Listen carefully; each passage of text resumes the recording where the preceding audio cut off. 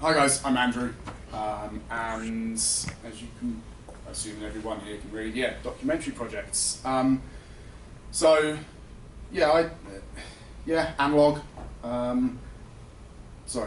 After seeing Aidan's work, I'm a little bit like, okay, great, now I've got to kind of try and convince you this stuff's good as well. So what I'll do is I'll spend the next 20-25 minutes just talking about a couple of projects, one of which I've finished, and then another one which is kind of the ongoing current project that I'm working on.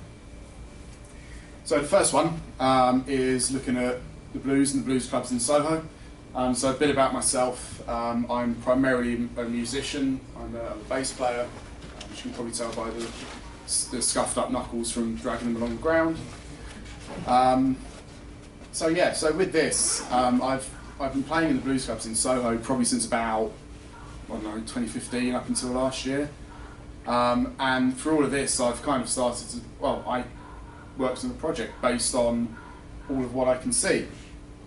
So the idea really is, I'm working there anyway, so I might as well make a project out of it. But it's also a documentation of scene, so just trying to sort of see what's going on, what people are around, what the venues are like. It's a very, very, very transient environment anyway. So with the players, the people playing the music, the bar staff as well, everything's constantly changing. So it's just a record that these people existed and were in this place at this time. So as you can tell, my style's very different to Aidan's. Primarily black and white film. Please don't expect to see any colour whatsoever in the next 25 minutes, not even from myself. So there's a few challenges and perceived challenges within working on this project. First of all is the poor light. The light in there is absolutely crap.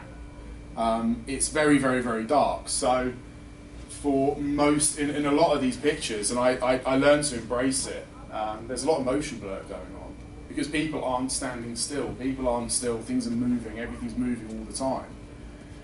So I took it and ran with it because why not?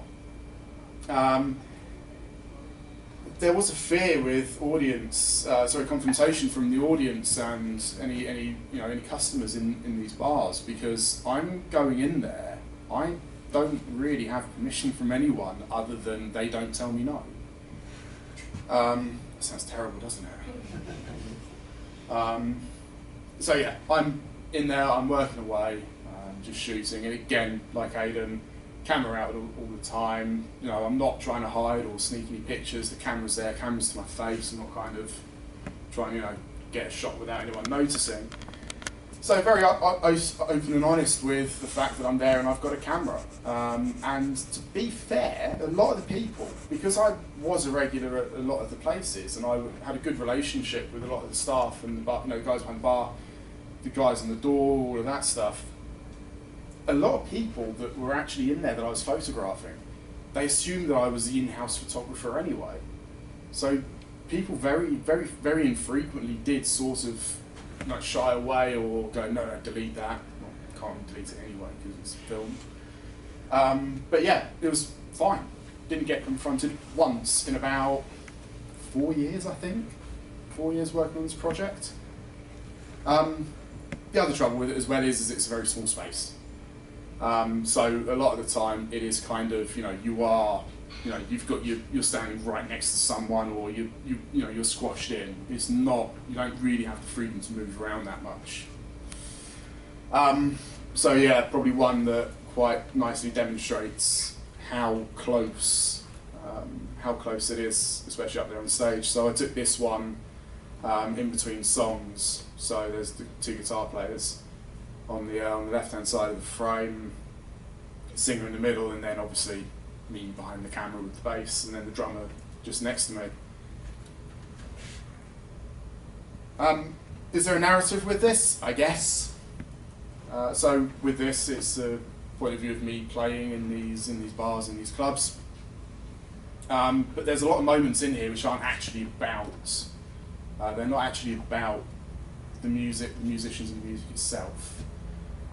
Going through the stack of, well, I say stack, the piles of it on my laptop, just going through all the scans, just to try and put out a few pictures to show. This one here seems to be a pretty good one of just trying to show that it isn't just, there's other stuff to look at, there's other things to notice for people constantly coming in and out the door. And also, I was also very, very, very, very keen on having angles that the audience wouldn't normally see. So if you go to see a gig, right now you guys can all see me, but my view of you guys is very, very, very different right now. So it's just trying to show this is what I see, this is how I see everybody else out in front of me. Couple of fun shots. So again, one with the amp and the kind of back half of one of my closest friends on a gig down in Trisha's, which may not be there that much longer. So if you do want to punish yourself for an evening, Greek Street is your place. And then one on the left, just quite like that, with Debs, the girl at the front, who's one of the regulars down at the Blues Bar on Kingley Street, where I played a lot. Just like the symmetry with her and the girl behind dancing. So, bit of a funny story. Girl behind, had a little chat with her afterwards and, throughout the night, because, as Aidan said, when you're photographing, you can't really be invisible. You've got to interact and talk to people. Had a chat with her, okay, cool, yeah, good night, bye.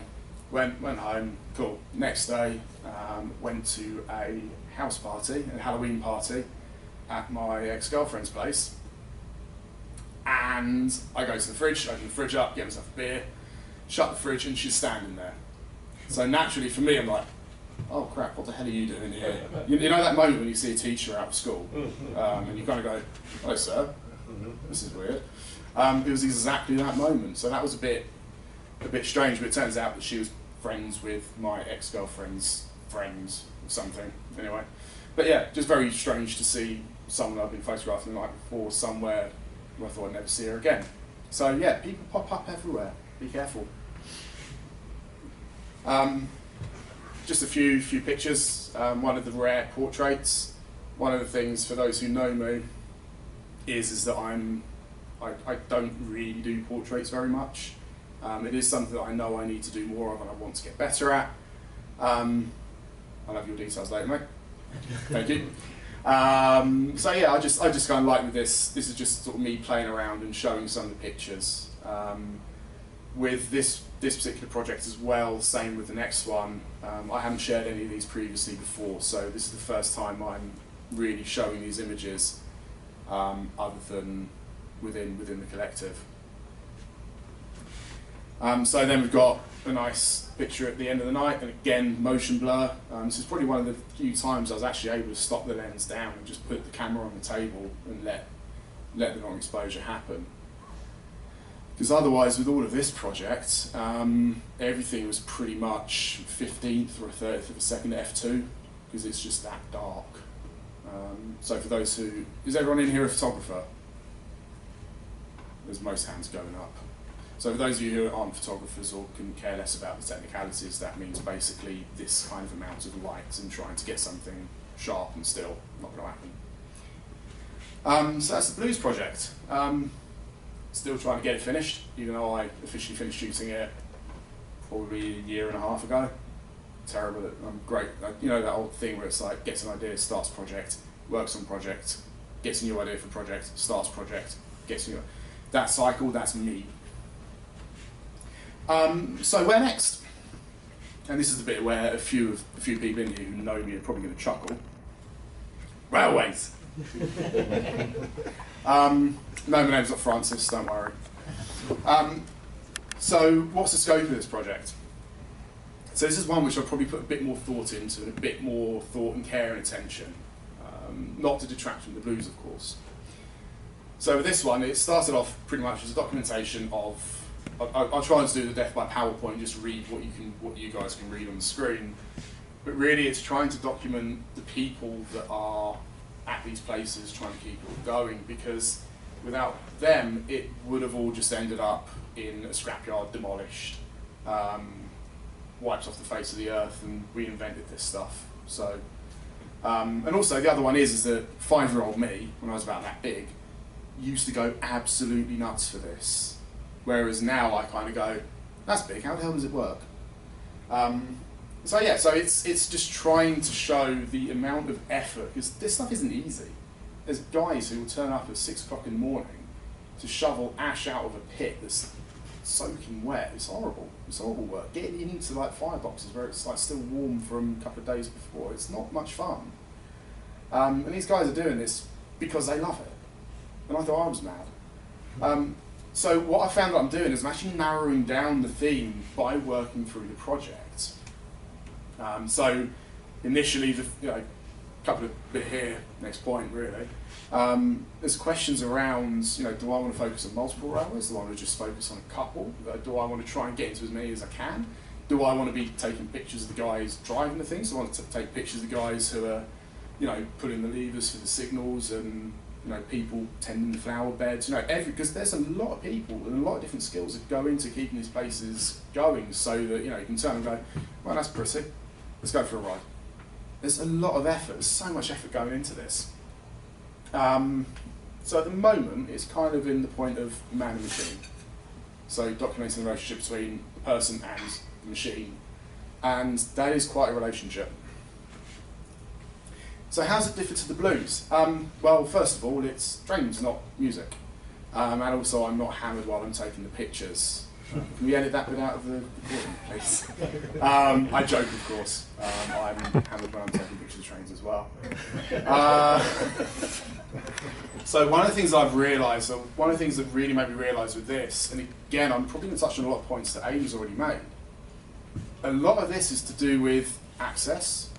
I mean, where I took this picture of Paul, who's one of the drivers, I'm standing in the mess room down at the railway. To get into that room, you've got to be known, and you've also got to get across the yard. And to get across the yard, you're dealing with walking through, you're walking around piles of ash, you're stepping over rails, you're trying not to slip on sleepers, it's gravel. If it's not hot, it's dirty. If it's not dirty, it's probably hot. If you try and go through there with a pair of white trainers, they're going to be black by the time you get halfway across. This is not a particularly nice or safe place to be. But anyway, yeah, so to even get in there isn't really that easy.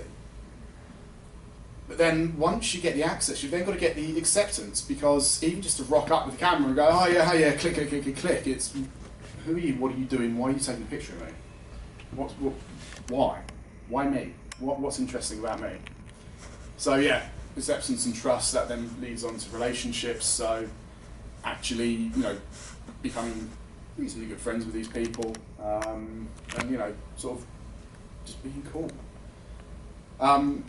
I'll try not to be. I don't want to be too geary on this, because really, it's you don't go to a restaurant and go, wow, this pizza's amazing. What oven did you cook it in? So the same thing with the equipment used to make pictures. No one really cares.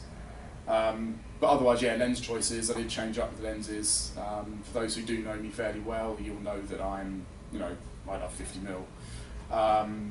But with this Blues project, that was primarily 50mm. Whereas this one actually started to find I had to go wider. So I started using 35 and also 21. But again, I'm using wider lenses, not to try and do the sort of macho, look how close I am, but just so I could actually fit stuff in. So really it's out of necessity rather than for effect. I also changed film stock, which if you know me as well is probably shocker. I was one hell of a fanboy for good old Ilford HP5, but now switched to FP4.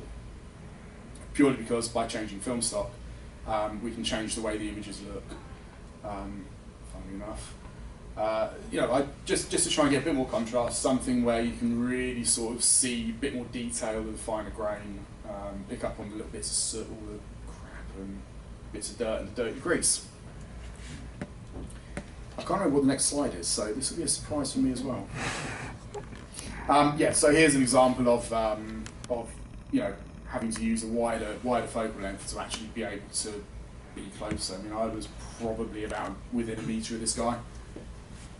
So he was on the tender just shoveling coal forward, so then next time it goes out, the guys could actually shovel. I just jumped up on the engine and click. Funny enough, that's really what photography is. Click. So in terms of getting the access, because with places like this, it really isn't actually that easy. But the things I learned were, show up. If you're there and you're in someone's face and say, hi, can I come along? Can I come in here and have a look? That's great, can I come and see that? They're more likely to say yes rather than sending emails endlessly to people that never check their emails. The other one is that when you're doing things like this, I've found that you need to be prepared to say, to explain why you're there and what you're doing and, why you want to take a picture. Other than the honest answer of, well, I think you guys are nuts and I like these things a bit as well. One of the other important things I'd say as well is have a printed example of your work. Exit stage. One of the things I did is just print a little zine. So with this, I'll quite happy to let anyone have a look through this later on. Not while I'm talking, though, because you won't listen to me. Well, you don't have to listen to me anyway. Sorry, I do like to drop a bit of humour every now and then. If you have a little printed example of your work, when people say, what are you doing? Give them the print, give them the little zine, and they can flick through it, have a look. They can look for themselves at what you're up to. Whereas if you go, what are you up to? Oh, well, yeah, I'm taking all these pictures, and you get your phone out and start scrolling through Instagram for them. Straight away, it's like, oh, great, Instagram, a narcissist, piss off. No one's interested. No one wants to look through your Instagram feed. Whereas if you've got something where you've clearly thought about what you're doing, you let them have a look through it, then they go, oh, this guy's actually looking at, he's thinking about, not just taking the pictures. The other one as well is ask the question. The worst answer you're going to get is, no, sorry mate. Cool, okay, I'll try again tomorrow. So a couple of examples of the instant of, getting the access. I mean, you can see how big these bloody things are. I mean, I'm 6 foot when I stand up straight and wearing a Doc Martens, but this running board here, I can stand up underneath that, and I've got about an inch above my head, and there's the rest of the machine above. So these things are huge. You can see the pit there on the bottom left-hand corner. Steam, they're using the forklift to dump a load of coal in the back. Yeah, you've got to kind of you've got to know where you're going to move before you put your foot there, because otherwise you will fall in a pit, you will trip over something, you'll bang your head on something very hard and heavy and hot. It's not a lot of fun. The next one, very graciously, the guys let me come out for a ride with them. Yeah, I'll be honest, it is a lot of fun. We're all big kids, really. But with that one, that was just leaning out the side of the thing with the 21, just trying not to get in his way while he's trying to, keep an eye out for the road ahead. While pulling, each of those coaches is about 60 feet long, and there's 6 of them. My maths is terrible, so there's a few hundred feet's worth of metal, full of people as well. So, yeah, quite a lot of responsibility riding on that man's shoulders. So the other one, I think this slide's probably the most contentious one. The other one with this is with that, and again, there's a lot of similarities between the way that Aidan and I work. You've got to build the trust and relationships with people. You've just got to build the respect, got to build that, so be honest with them. So, what are you doing? Well, I find this interesting. Okay, cool. Have a shared interest. If you can find something you can chat to them about, brilliant. Rather than, you want to take a picture. Interact, be cool, talk to them, have a laugh with them. If everyone's sitting down having a cup of tea, join them. Understand boundaries. When I say boundaries, I'm not just meaning, the physical boundary, with not leaving the yard and going on to what constitutes as an operational railway where you're going to get hit by a train and all the other stuff. But remember not to take the mick, because it is probably quite easy to start going, wow, this is fun, yeah, can I have a go at this, can I do this, can I blow the whistle, all of that stuff. Just remember why you're there. Don't be stingy, put the kettle on and bring donuts. Everyone loves donuts and coffee and tea and stuff. it goes a long, long, long way. It really does. To be able to sit and have that, and again, it builds that trust, that honesty, and it shows that you're not just there to try and take pictures and you get your pictures and you go. You're actually there because you're interested in these guys and what they're doing. If you promise prints, keep that promise. Like Aidan, make some prints. I actually had some delivered earlier on today. Just little 6x4s, doesn't have to be anything fancy. But if you promise prints, come back and bring them prints and say, here you go guys, here's some prints. And again, that goes to show they can see what you're doing and what you're seeing. Excuse me. And also, I guess then it kind of shows, well, yeah, I'm here to try and make you guys look good. I'm trying to make you guys look cool. I'm not trying to do anything demeaning. I also very strongly believe in not sharing any of the work on social media. The main reason why I try not to share it on social media is because I'm not really sure what I'm going to do with these pictures while I'm doing it as well. But also I wouldn't want them to find it on social media and then go, oh, so he's basically just trying to be our friend so he can put it on social media and make himself look cool. I mean, if I want to make myself look cool, I would probably try and actually be cool for a start. But, to me, it's just kind of that, and also the other one is I would rather this work be consumed in print form. Because with social media, it's kind of, okay, yeah, cool, yeah, oh, that's nice, next, oh, yeah, that's nice, next, next, next. Hands up now, have you really ever gone back and looked at the stuff you've liked on Instagram? Really, Wayne? Yeah. We'll see things that we'll get to look at them afterwards. Wow, okay, I stand corrected. Maybe I should start sharing a bit more on Instagram then. But I do use Instagram quite a lot with the project, because what I'll do then is I'll start, I'll say hi to guys, I'll follow them on Instagram, follow them back, drop them a message, hey man, are you in this weekend?